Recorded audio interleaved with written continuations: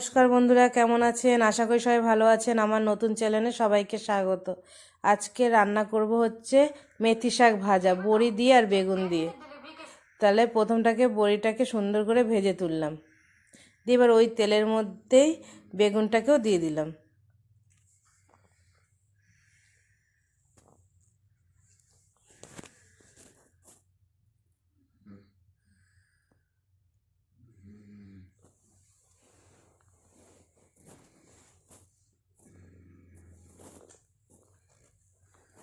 দিয়ে এবার বেগুনের মধ্যে স্বাদ মতো নুন হলুদ দিয়ে দেবো।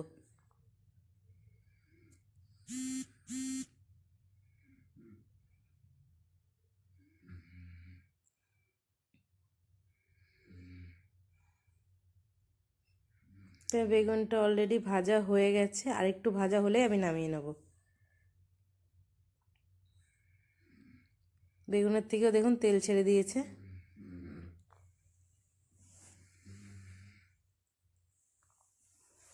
বেগুন থেকে তেল ছেড়ে দিয়েছি, এবার নামিয়ে নেব বেগুনটাকে। বেগুনটা হয়ে গেছে।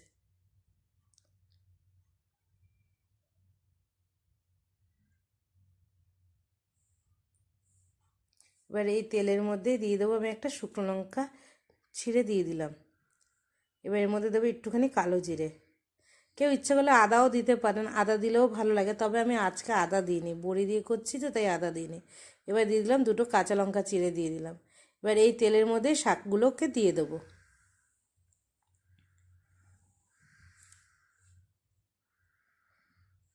দিয়ে এবার সুন্দর করে ভেজে নেবো শাকটাকে।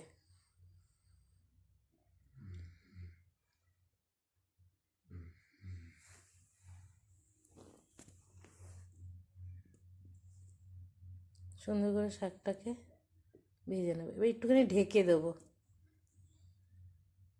স্বাদ মতো নুন দিয়ে দিলাম। এবার পরিমাণ মতো হলুদ গুঁড়ো দিয়ে দেবো। দিয়ে এবার সুন্দর করে একটু নেড়ে চেড়ে তারপর একটুখানি ঢেকে দেবো। তাহলে শাকের ভিতর থেকে যে জলটা বেরিয়ে যাবে, ওতেই শাকটা সিদ্ধ হয়ে যাবে। গ্যাসটাকে কমিয়ে দিয়েছি।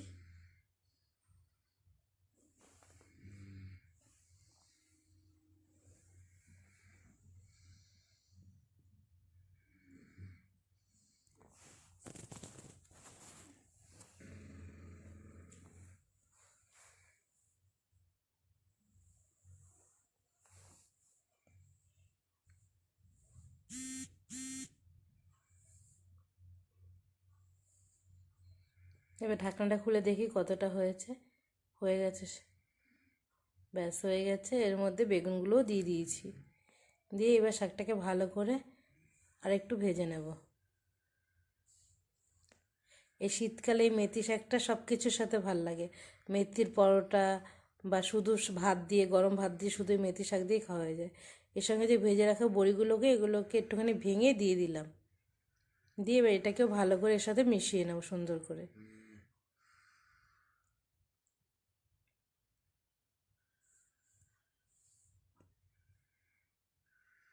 তারপর একটুখানি চিনি দিয়ে দেবো। আপনারা ইচ্ছেন যদি না হয় চিনি দেবেন না, তাহলে নাও দিতে পারেন, তবে আমি একটুখানি চিনি দিলাম। শাকের মধ্যে একটু চিনি দিলে ভালো লাগে। তো অনেকে খান না চিনি, তা তাদের দরকার হয় না চিনি দেওয়া।